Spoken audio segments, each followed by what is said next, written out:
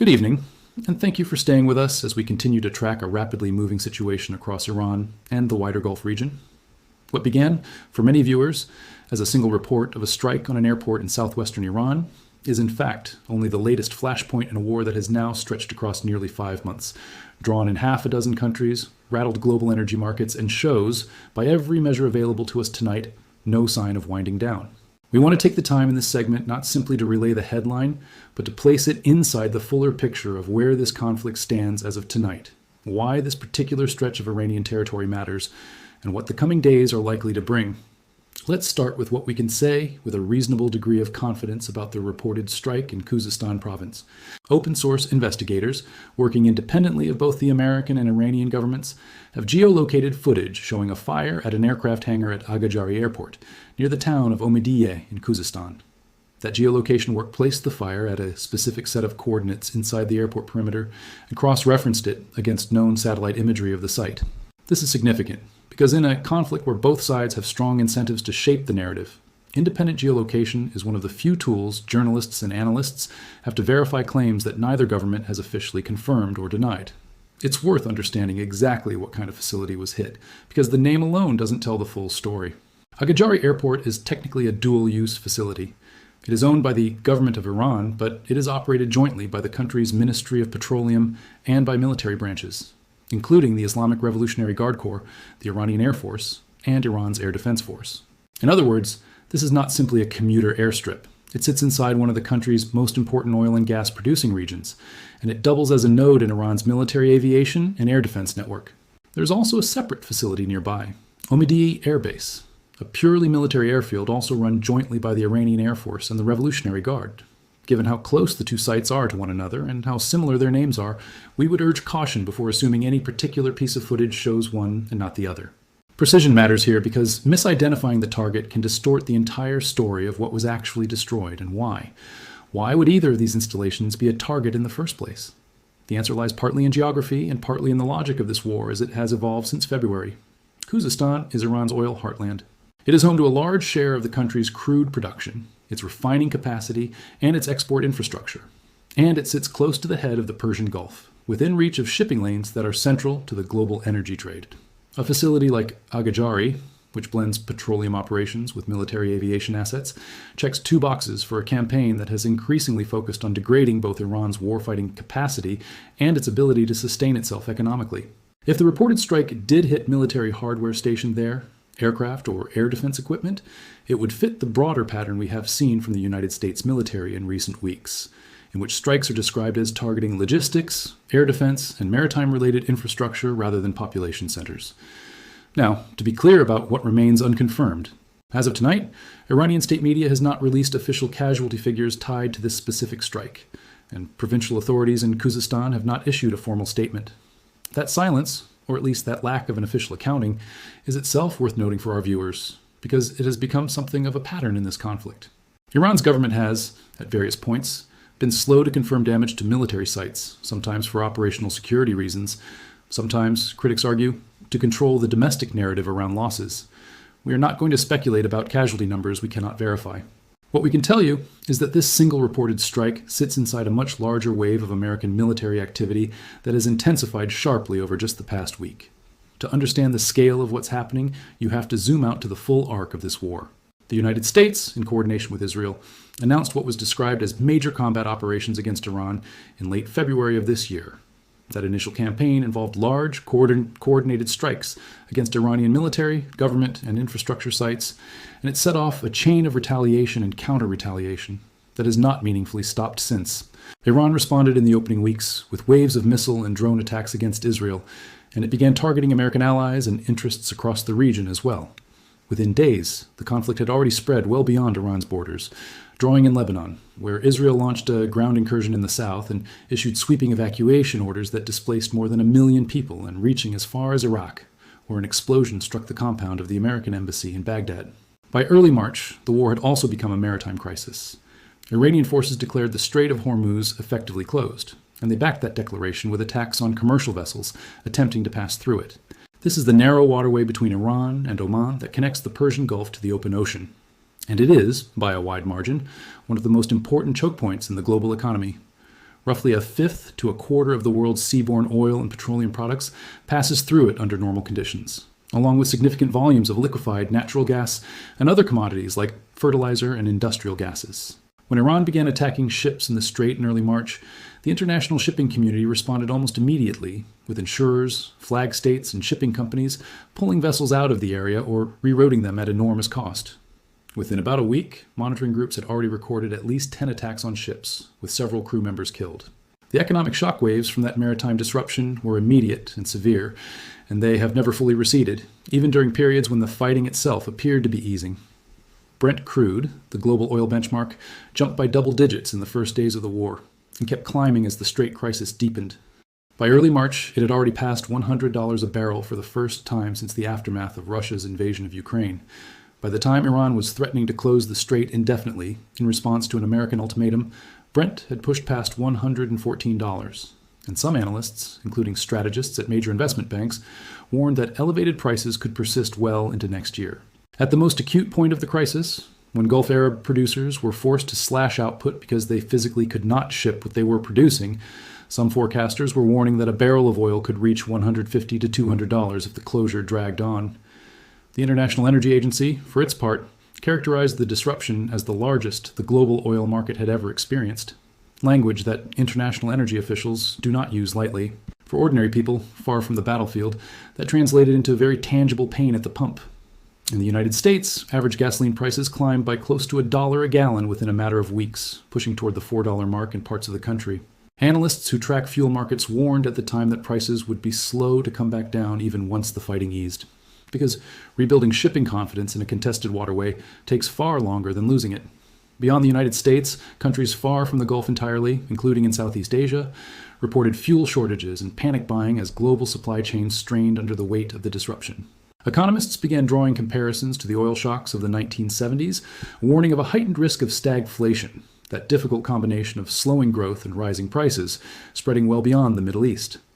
Against that backdrop, there was a genuine diplomatic opening earlier this summer. In June, delegations from the United States and Iran entered negotiations aimed at ending the war, and they ultimately signed a memorandum of understanding intended to reopen the Strait of Hormuz and bring the fighting to a close.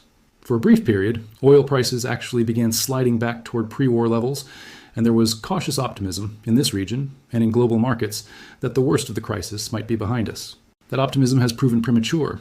Iran, even after signing the memorandum, has continued to assert a form of control over the strait, reportedly seeking to impose its own routes and protocols on commercial vessels and to collect transit fees, conditions the United States and its Gulf partners have not accepted. Attacks on ships resumed, including strikes on 3 vessels in the space of a couple of days in early July. And President Trump, in the aftermath, said publicly that he considered the truce to be over, only to walk that back somewhat the following day by saying the exchange of fire would not necessarily lead to a return to long-term military action. That kind of whiplash, a declared ceasefire quickly followed by a declared end to that ceasefire, then a partial walkback, has become something of a signature of this conflict's second phase, and it makes it genuinely difficult, even for experienced regional analysts, to say with confidence whether the two sides are edging toward a real off-ramp or simply catching their breath between escalations. What we can tell you with confidence is that, as of this week, the fighting has intensified again, sharply. American Central Command announced that it had completed a 6th consecutive night of strikes against Iranian targets, describing precision munition strikes launched from fighter jets, drones, and warships hitting dozens of military targets, including air defenses, logistics infrastructure, and assets connected to Iran's maritime operations. Iran, for its part, said this week that the latest wave of American strikes had hit civilian infrastructure, and it claimed to have widened its own retaliation, targeting American forces in Syria and in Bahrain. Regional wire services have also reported a child injured by shrapnel in Qatar, a reminder that even Gulf states not directly party to the conflict are absorbing collateral risk simply by virtue of hosting American military infrastructure or sitting close to the fighting. In Iran's southern Hormozgan province, a bridge has reportedly been damaged in the strikes, and this fits a pattern American officials have described openly, a shift toward targeting Iran's bridges, and, according to President Trump's own public remarks this week, a threat to strike power plants next if Tehran does not return to the negotiating table. President Trump addressed the American public directly this week from the White House, insisting that the war is going well for the United States and that Americans will, in his words, see the fruits of that effort very soon. That kind of confident public messaging is, of course, a feature of how any wartime government communicates, and viewers should weigh it accordingly alongside the reporting on the ground, which continues to describe a conflict expanding rather than contracting. One regional analyst, a distinguished fellow at a Washington-based foreign policy institute, offered a blunter assessment this week, warning that the United States and Iran risk becoming mired in what he called a forever war, a conflict without a clear terminal point, sustained by cycles of strike and retaliation that neither side seems able, or perhaps willing, to fully break. There's also a significant leadership dimension to this story that deserves attention because it has reshaped who is actually making decisions on the Iranian side. Iran's longtime supreme leader, Ayatollah Ali Khamenei, who had led the country for decades, has died during the course of this conflict, and Iran has named a new supreme leader, his son, Mojtaba Khamenei, who assumed the position earlier this year. Funeral proceedings for the elder Khamenei were held in Iraq, at the Imam Hussein Shrine in Karbala, drawing mourners from across the region before the burial in Mashhad, a city that itself has come under strikes on the railway routes leading into it. A leadership transition of this magnitude, happening in the middle of an active war, is not a minor footnote. It raises real questions about continuity of command, about whether a new and less internationally tested supreme leader will pursue the same negotiating posture his father did, and about how cohesive Iran's decision-making apparatus remains under this kind of sustained military pressure. Analysts who watch Iranian politics closely will be looking for signs of how much authority has genuinely transferred to the new leadership, and how much of the war effort is still being directed by the security establishment around the Revolutionary Guard. The regional spillover from this war has also been extensive, and it is worth walking through methodically, because each front interacts with the others in ways that make de-escalation harder.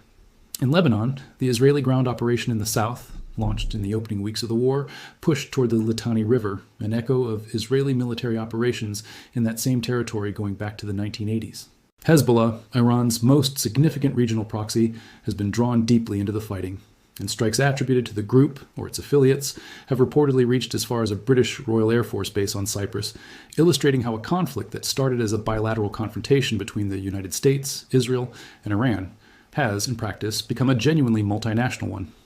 In Yemen, the Houthi movement, another Iran-aligned force, has continued launching missiles toward Gulf states, and in one recent episode, government forces in Yemen struck the runway at Sana'a Airport specifically to prevent an aircraft carrying a Houthi delegation from Iran from landing, a strike Iran's foreign ministry condemned as a violation of international law. Kuwait has reported explosions and smoke visible near its international airport. Bahrain and Qatar, both hosts to significant American military infrastructure, have found themselves absorbing Iranian retaliatory strikes, or the shrapnel and disruption that comes with being adjacent to this fight, even though neither country is a direct combatant. The human cost of the maritime dimension of this war deserves particular attention because it tends to get overshadowed by the larger strategic narrative. Commercial shipping through the Strait of Hormuz has continued at real risk to civilian sailors. Earlier this week, a merchant vessel transiting the Gulf of Oman near the strait was struck by forces identified as belonging to Iran's Revolutionary Guard. Among the crew was a third engineer, an Indian national in his 30s, who was on duty in the engine room at the time of the strike and was initially reported missing before his death was confirmed to his family. 10 of his fellow crew members were rescued. In the wake of that loss, and amid the broader danger to seafarers transiting the strait, the Indian government has ordered shipping companies not to deploy Indian nationals on vessels traveling through the Strait of Hormuz for the time being. That is a significant and telling detail because India supplies more seafarers to the global merchant fleet than almost any other country, more than 300,000 sailors working across the world's shipping industry. And a decision by New Delhi to pull its citizens out of that specific waterway is as strong a signal as any of how dangerous that stretch of water has become for civilians simply doing their jobs. It is also worth pausing on the broader casualty picture inside Iran itself, to the extent it has been reported by Iranian state media, which remains the primary, though not fully independent, source for domestic losses. Earlier this month, state media reported that at least 3 people were killed in Khuzestan province in a single day of strikes, and that a firefighter was killed by a strike on an airport in the town of Iran Shahar, further south. Those deaths came on top of a report of at least 9 members of Iran's armed forces killed in strikes the day before. These are the kinds of figures that, taken individually, might not register as a major headline in a war of this scale, but taken together over nearly 5 months of continuous rolling strikes, they represent a steady accumulation of loss that is easy to lose track of amid the bigger strategic headlines about oil prices and troop movements. Let's talk about where the diplomatic track genuinely stands, because that is ultimately the question our viewers care about most. When, if ever, does this end? The honest answer, based on the reporting available to us tonight, is that the diplomatic path has not collapsed entirely, but it is under real strain. The Memorandum of Understanding signed in June remains, at least nominally, in effect, and both governments have, at various points, reaffirmed some interest in a negotiated resolution rather than open-ended war. But the practical reality on the ground, strikes continuing for a sixth consecutive night, Iran expanding its retaliation to new countries, bridges, and what Tehran describes as civilian infrastructure being hit, suggests that the mechanics of de-escalation that were supposed to follow that June agreement have not held. There's also a domestic political dimension inside the United States that shouldn't be overlooked. Congress has been debating the financing of this war alongside other priorities, with House Republicans this week unveiling a package worth some $95 billion that bundles funding for the Iran war together with farm aid and election-related spending. A reminder that a conflict of this duration inevitably becomes entangled with a government's broader fiscal and political priorities at home. There was also, earlier this year, a Senate vote on a war powers measure aimed at reasserting congressional authority over the conflict, which was ultimately rejected, leaving the executive branch with a relatively free hand to continue prosecuting the war as it sees fit. So where does that leave us, and what should our viewers be watching for in the days immediately ahead? The first thing to watch is whether the current wave of American strikes, now in its sixth consecutive night, represents an intensification that eventually forces a real diplomatic breakthrough, the kind of maximum pressure logic the administration has articulated publicly, or whether it instead provokes further Iranian retaliation against a widening set of targets, pulling in more countries, and raising the odds of a miscalculation that neither side intends, but that nonetheless spirals further. The threat to strike Iranian power plants, which the president raised explicitly this week, would represent a further escalation against core civilian infrastructure. And it is the kind of threat that regional analysts will be watching closely, both for whether it is carried out and for how Iran might respond if it is. The second thing to watch is the Strait of Hormuz itself, because it remains the single most consequential pressure point in this entire conflict from a global economic standpoint. Every time attacks on shipping resume, oil markets react almost instantly. And every time a ceasefire or negotiation appears to hold, even briefly, prices begin to ease back. That volatility is likely to continue as long as Iran maintains its assertion of control over passage through the strait, and as long as the underlying military conflict remains unresolved. Given that a large share of the world's oil and gas exports depend on free transit through that waterway, and given that several Gulf Arab producers have already been forced to sharply cut output because they have nowhere to send what they produce, this is not a regional story alone. It is a story with direct consequences for fuel prices, for inflation, and for economic growth forecasts well beyond the Middle East, including here at home. The third thing to watch is the leadership question inside Iran. With a new and considerably less experienced supreme leader now nominally at the helm following his father's death, there are real open questions about the internal balance of power between the political leadership and the security establishment, particularly the Revolutionary Guard, which has driven much of the military response throughout this war. How that internal dynamic evolves will shape whether Iran's negotiating posture becomes more flexible or more rigid in the months ahead. And the fourth thing to watch is the humanitarian toll, which, as we've discussed, is easy to lose amid strategic headlines, but which continues to accumulate. From firefighters killed at airports to merchant sailors dying in engine rooms, thousands of miles from the front lines that most people picture when they think of this war. As journalists, our obligation in a fast-moving conflict like this one is to be precise about what is confirmed, transparent about what is not, and consistent in returning to the human cost that sits underneath every strategic headline. Tonight's reported strike on the airport complex near Omidiyeh in Khuzestan is, in that sense, both a discrete, still partially unverified event and a small part of a much larger and still unfolding war that has already reshaped energy markets, regional alliances, and the leadership of Iran itself. We will continue to monitor official statements from CENTCOM, from Iranian state media, and from independent monitoring groups as they come in, and we will bring you verified updates the moment we have them. Given how quickly this story has moved even over the past week, from a fragile truce to a sixth consecutive night of American strikes and Iranian retaliation reaching into Syria and Bahrain, we would urge caution against assuming any single day's footage or any single day's claim represents the full picture. This is very much a live and evolving situation, and we will be back with more as soon as we have confirmed developments to bring you. Let's spend a few more minutes on the Gulf Arab states themselves, because their position in this war is genuinely uncomfortable, and it helps explain why so much of the diplomatic pressure in recent weeks has been coming from capitals like Riyadh, Doha, Abu Dhabi, and Kuwait City, rather than from Washington or Tehran alone. None of these governments chose this war. None of them are formal combatants in the way the United States, Israel, and Iran are, and yet nearly all of them host American military infrastructure. sit within range of Iranian missiles and drones, and depend heavily on the free flow of shipping through the Strait of Hormuz for their own economies. That combination puts them in an almost impossible position. If they are seen as too accommodating toward American operations launched from their soil, they risk becoming direct targets for Iranian retaliation, something we have already seen play out with reported strikes and shrapnel injuries in Qatar and explosions near Kuwait's International Airport. If they are seen as too accommodating toward Iran, they risk their own security relationship with Washington. Saudi Arabia in particular has pushed for what officials there have described as a Hormuz coalition, an effort to build a multinational framework, potentially including naval escorts and expanded regional air defense cooperation aimed at guaranteeing safe passage through the strait, regardless of how the broader war between Washington and Tehran ultimately resolves. Whether that kind of coalition can actually be assembled, and whether Iran would respect it even if it were, remains very much an open question. It's also worth placing this war inside its own recent history, because this is not the first time in the past several years that Iran, Israel, and the United States have found themselves in direct or near-direct military confrontation. A shorter, more contained round of fighting between the same parties took place in the summer of 2025, and many of the same underlying grievances over Iran's nuclear program, over its network of regional proxy forces, over the security of Gulf shipping lanes were already driving tension then. What makes the current war different is both its duration and its intensity.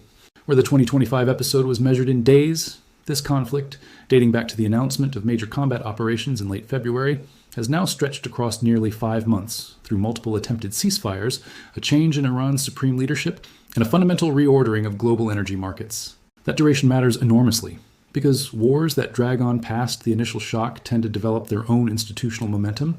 Military supply chains adjust to sustain them, domestic political coalitions form around continuing or ending them, and off-ramps that might have been available in week 1 become far harder to locate by month 5. On the international response beyond the region, reactions have been notably cautious from the world's other major powers. Russia, which maintains its own complicated relationship with Tehran, has criticized American and Israeli operations in general terms without committing significant material support to Iran's war effort, a posture likely shaped by Moscow's own preoccupation with its continuing war in Ukraine, now in its 5th year. China, which remains one of the largest purchasers of Iranian crude even under sanctions, has called for de-escalation and expressed concern about the impact on global energy markets, but has similarly avoided direct military involvement. European governments have largely aligned with Washington rhetorically while expressing growing alarm about the economic fallout. And both France and the United Kingdom have moved additional naval assets into the Mediterranean as a precaution, reflecting concern that the conflict could widen further westward through Lebanon and the broader eastern Mediterranean, rather than remaining contained to the Gulf. From a purely military standpoint, it is worth explaining to our viewers what the pattern of American strikes tells us about strategy at this stage of the war. Early in the conflict, back in February and March, strikes were broader in scope, targeting a wide range of military, government, and infrastructure sites more or less simultaneously, consistent with an opening campaign designed to establish dominance quickly. What we are seeing now, 6 consecutive nights of strikes focused specifically on air defenses, logistics, and maritime-related capabilities, looks more like a sustained attrition campaign aimed at degrading Iran's ability to threaten shipping and to reconstitute its military capacity rather than a single decisive blow. The reported strike on the airport complex near Omidiyeh fits that pattern closely, a facility with both military aviation assets and proximity to energy infrastructure. Exactly the kind of dual-purpose target that a degradation-focused campaign would prioritize. Similarly, the shift towards striking bridges, first reported for the route toward Mashhad and now in Hormozgan province, suggests an effort to disrupt Iran's internal logistics and troop movement capacity, making it harder for Tehran to reposition forces and equipment in response to strikes elsewhere in the country. The explicit threat to expand strikes to power plants, should Iran decline to return to negotiations, would represent an escalation into the kind of civilian-facing infrastructure that tends to draw the sharpest international criticism. And it is worth watching closely whether that threat is carried out in the coming days or whether it functions primarily as negotiating leverage. We should also address, directly and honestly, the challenge that a war like this one poses for anyone trying to report on it accurately in real time. Both governments have obvious incentives to shape the public narrative. Iranian state media has, at various points in this conflict, been slow or incomplete in confirming losses, particularly military losses, for reasons that likely include both operational security and domestic morale. American officials, for their part, tend to describe strikes using precise, sanitized military language, precision munitions, degrading capabilities, military and logistics targets, language that is accurate as far as it goes, but that can obscure the on-the-ground reality of what a strike actually does to the people and infrastructure in its path. This is precisely why independent open source verification, the kind of geolocation work that confirmed the hangar fire at Aghajari, matters so much in a conflict like this one. It gives journalists and the public a check against both governments' official narratives, even if it cannot, on its own, tell us everything we would like to know, including, in tonight's case, whether there were any casualties from the strike on that specific airport complex. Finally, it's worth reflecting on what this war has already cost, even setting aside how it ultimately concludes. Global oil markets have absorbed what the International Energy Agency itself has called the largest supply disruption in the history of the industry. Households from Los Angeles to Hanoi have felt the effects at the pump and in fuel shortages. More than 1 million people were displaced in a single wave of evacuations in southern Lebanon alone. Merchant sailors, people with no connection to the political disputes driving this war, have died simply doing the ordinary work of keeping global trade moving through a waterway that happened to become a battlefield. And a fundamental change in leadership has taken place inside Iran itself, with a father succeeded by his son as supreme leader in the middle of the most intense military confrontation the Islamic Republic has faced since its founding.